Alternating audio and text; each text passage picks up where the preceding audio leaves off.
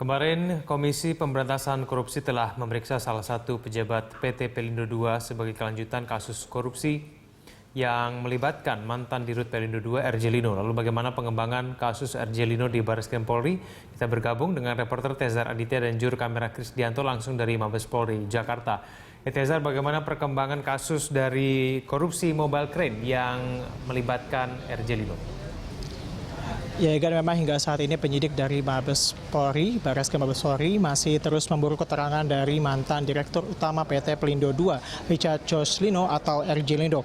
Dan penyidik Barreskrim Mabes Polri juga telah mengagendakan pemeriksaan RJ Lino pada Rabu besok.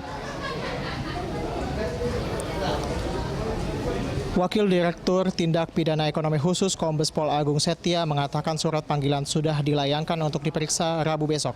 Meski telah ditetapkan sebagai tersangka oleh KPK, Agung memaparkan RJ Lino masih diperiksa sebagai saksi atas perkara dugaan tindak pidana korupsi pengadaan 10 unit mobile crane tahun 2013.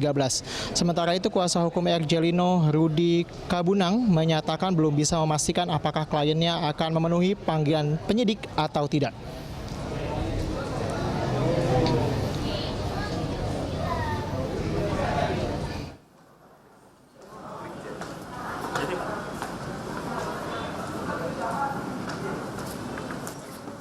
Bagi Mas.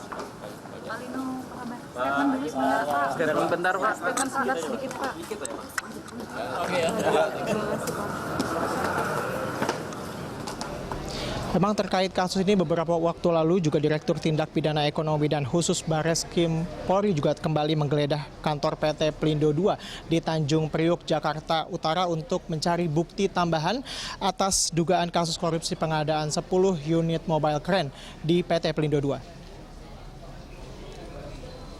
Penggeledahan dilakukan di gedung utama dan di gedung baru di areal kantor Pelindo II. Penggeledahannya dimaksudkan untuk memperoleh bukti tambahan dugaan korupsi pengadaan 10 mobile crane.